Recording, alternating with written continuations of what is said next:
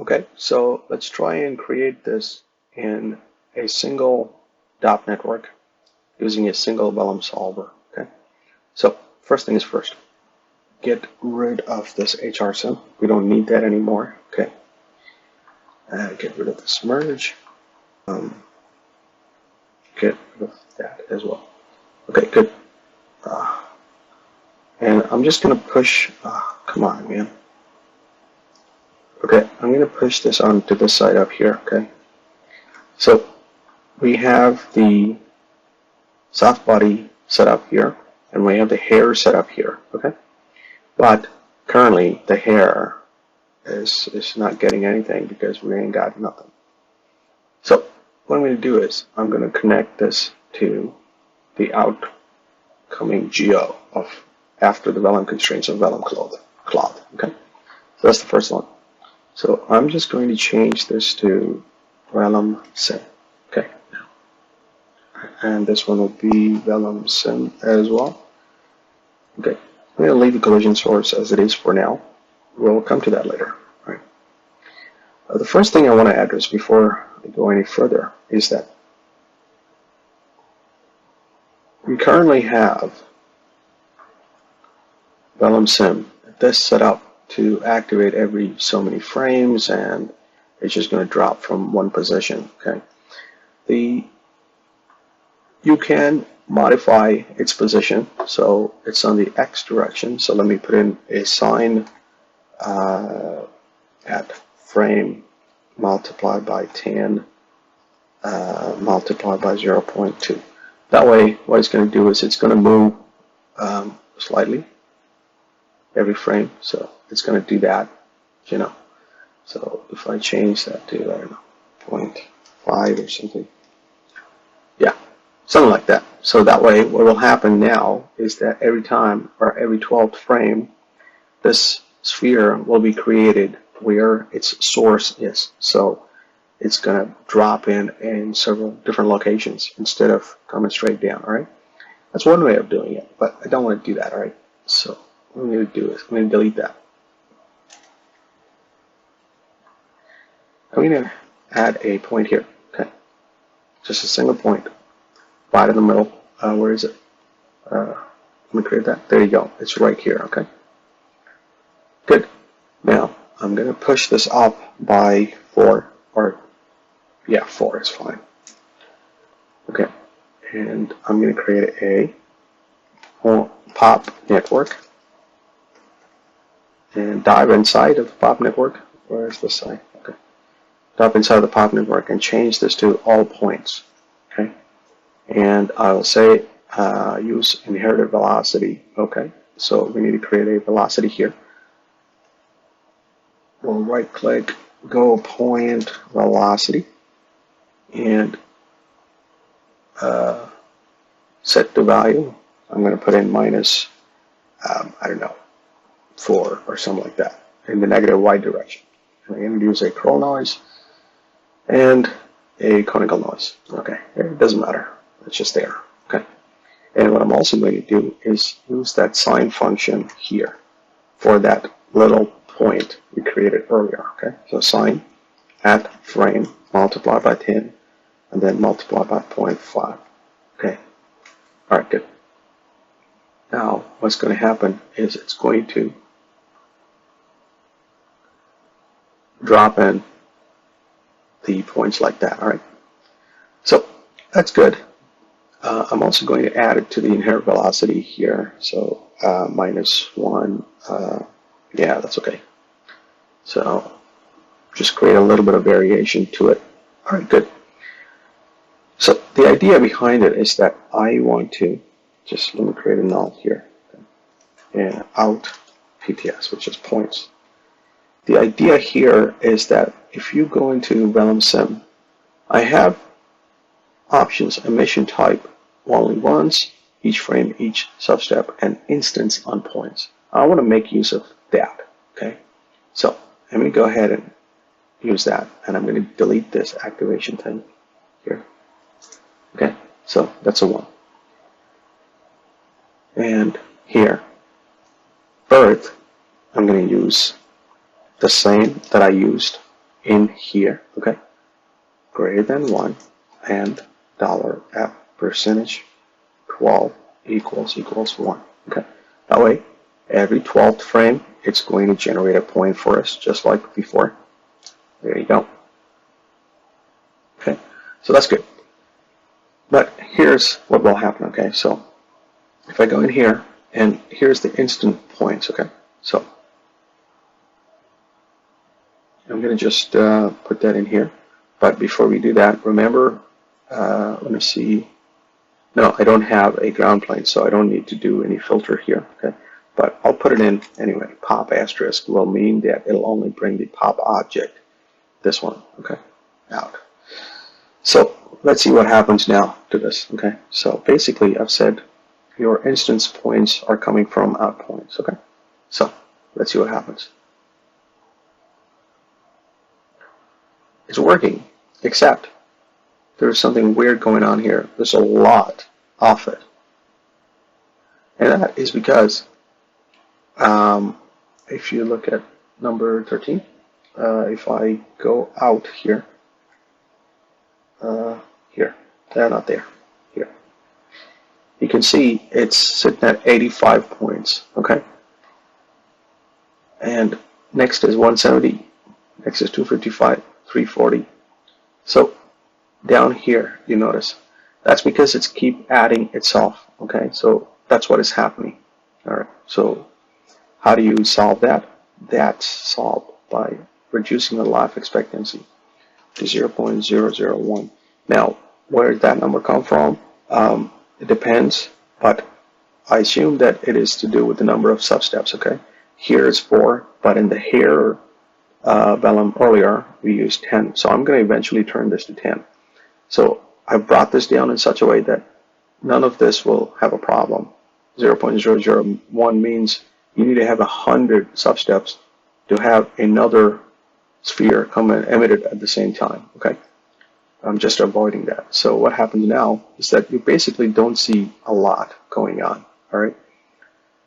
So that will also introduce another issue here for us. The inherent velocity won't be strong enough. So I'm going to jack this up to -10, all right? So let's dive in. Actually, it's on this side here. Okay, let's try it again now. There you go. So you can actually define the velocity, and that's the beauty about this technique, because when you use the earlier technique, which is emission by each frame, you can't really define, at least I don't know how to define velocity of how fast or how slow it's going. It's going to be emitted, but this way you can define where it's going, how fast it's going, etc. So that's pretty good in my opinion. And also I want to show you what's down here. You've got 85 points. So further, yeah, it's only 85 points.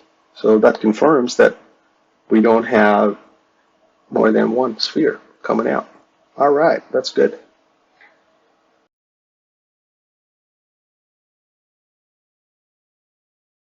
What we're going to do is we're going to concentrate now on the hair part, okay? So we know that you set up this, so you've got this. But remember, it's not moving. So you're going to have to leave this as it is for the moment. But I would like to pin the points. Okay. Let's see if that works. If not, we'll remove that, all right? So the next thing is I'm going to put in another Vellum source here. Not constraints. Vellum source. Okay. And I'm going to merge these two. Okay. And this one will be our HR geo and our HR con. And same as before, I'm going to use instance on points, and I'm going to use the instance points here. Okay, right, good. Let's see how that looks now. All right. So something's happening, but it's all kind of stuck in midair. All right. That's okay. That is to do with this pins here. Okay, so I'm going to remove that. All right, and let's try it again. So something's happening. It's going down with it, perfect, but it's just falling apart completely. Okay, meaning that the hairs are not sticking to the collision object. Okay, so that's what it is. What I'm going to do is I'm going to put in a Vellum constraint. Okay, I'm going to do exactly what I did before. Pin of target, change it to points. I'm going to type in pins because I'm not going to get that option here until 12 frames later. Okay, and I'm going to uncheck match target animation. Now that's because, remember, there is no animation when this gets in, because we are still simulating our soft body at this point here. So I'm just going to change this to HR source. So it's important that you don't check this because there is no animation for it to work with. Okay? All right. So let's see what happens here now. So that's good, but it's still not working. I'm pretty certain that the pins are connected, but it's just not working. So let's see what we can do. We'll change it to each frame.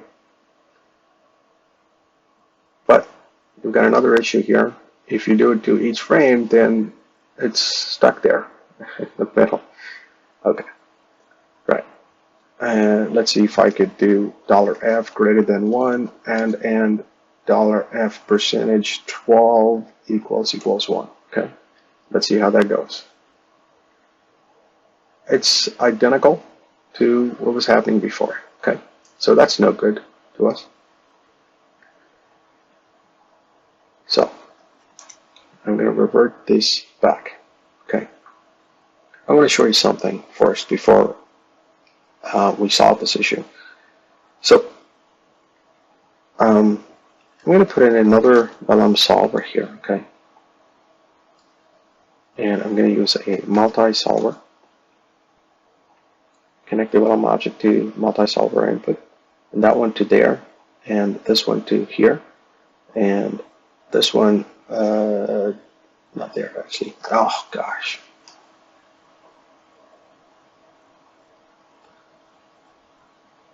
That one multi-solver to merge, and the pulse solve will go into here, and I'll disconnect that. So basically, the hair has its own solver, and the soft body has its own solver. And they both are connected to the multi-solver, and the object is connected to the multi-solver. Okay, that's basically it. And let's see what happens here. Okay.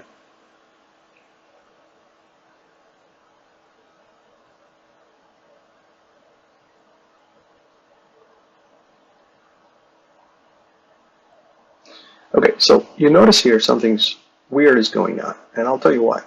It took quite a while for me to figure this out. All right, so you watch these hairs here. Okay, so if I pull, those are moving with its sphere, yet the ones above them are not. That suggests only one thing, which means that these are not connected to our sphere, but the bottom ones are, and that is only because the ball or the sphere is going down in gravity. It's got enough time to hook itself to it. Okay, so I just wanted to show you that. Okay, because it took a long time for me to figure that out. All right, but anyway, so how do you solve that? Let me just put these back to where it's supposed to be. There's that. Put it back. LH. Okay, so we've got that now. All right. So to solve that problem, you see where you have copy to points, and if I template this, you have this. Okay. So what I'm going to do is we are getting our geo in here. Okay. So I'm going to push these hairs inwards so that it's got enough time to hold on to the sphere. Okay, that's the idea behind it, and that's the trick. So how do you do that? Let me put in a peak. And if I push this, too much. If I push this just by 0.05, as you can see, it's gone inwards a little bit. So maybe it's too much. 0.02 then. Yeah, there you go. It's gone inwards a little bit, all right? So I know it sounds simple, but it took a while for me to get there. Anyway, so let's see if that works. Okay, it's somewhat working. Some of them are losing it. Some of them are holding on to it. Okay, so as you can see, some of them are holding on to it. Some of them are not. Okay, so maybe that's what you like. I don't know, but you know, it's not what I want. Okay, let's fix that. So we've got at 4 substops. Let's increase this to 10. All right, and let's try it again.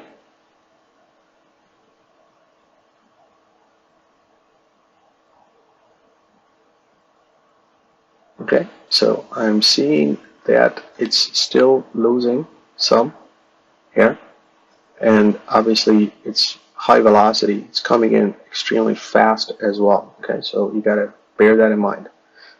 So what I'm going to do is up here. Okay, up here we've got this. Let me bring the peak down even further to 5 and increase the length to 0.4. Okay, so you can compensate that way. Okay, so push it in, but extend the hair on the outside. All right, so that looks good. Let's go back in, change it back to camera, and let's run it again.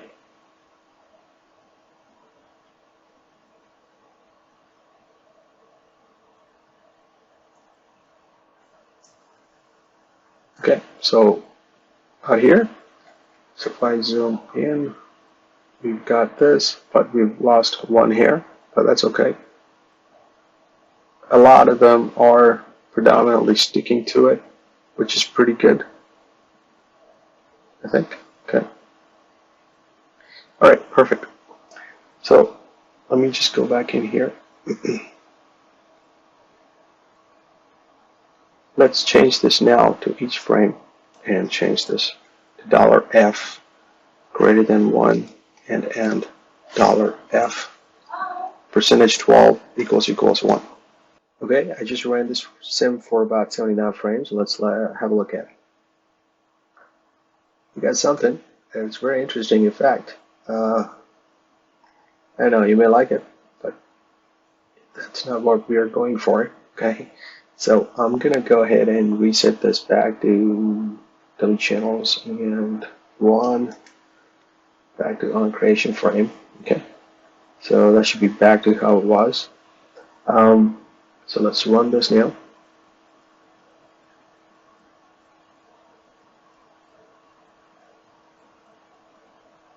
Okay, so we're still losing that hair. Okay, so let's try and increase the stiffness here. Okay, so I'm going to change it to 4 and this one to 4, and I'm going to reduce the damping ratio again back to default, which is 0.001. Okay, and finally I'm also going to bring the resolution high by reducing it to 0.08. Okay, so let's see how that looks. It may be a little bit bouncy, but we'll see. I just want to see that we don't lose the hair. And also remember, this behavior of hair falling off is also to do with the velocity it's coming in, and the velocity is quite high. Okay? So you've got to consider those as well. And looks like it's okay right now, but I'll come back. I'll run the simulation and I'll come back. Okay, I ran a few frames here. Let me show you. That looks like it's sticking. Okay, so that's perfect. I want to go ahead and make some changes here. Okay, before we proceed any further. First is this point here. Okay, So as you know, this point is up at 4 y-axis, in the y-axis, which means that we should really change the sphere back to its center because it is instancing on points. And if you're saying this point is at 4 on the y up, and this is also 4, it's going to be 8 up. Okay, we don't want that. Okay, so I'm going to reset that back to 0. And as you know, we have a velocity that has been noised up. So technically, we don't need this sine function here either. So I'm just going to revert this back to 0 here as well. Okay. And let's see what else. These are all fine. These are all fine. Yeah, they're all looking good.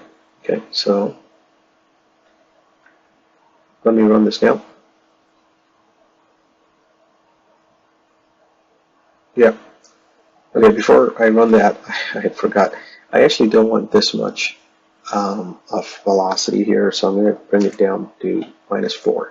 Okay, let me run it now and come back. Okay, I ran around 60 frames now. Let's check it out. I think that looks pretty solid. I love it. I hope you too. Okay, so I also want to change a few things here. Okay, so p-scale, I want to bring this down, minimum value to 0.2 and maximum value to 0.4. That's because I'm going to increase this line segment length to back to 1. Okay, so basically it's that long. Yeah, there you go. It's 1 meter long. All right, but obviously because we have now set up our p-scale to be 0.2 and 0.4, you'll end up with the same length pretty much as we had previously. But I didn't want to have too many variations in too many locations. Okay, that's why I did that. All right, good. So that is fine. This is no longer required, this collision source, because we're not using it anymore, so I can get rid of that.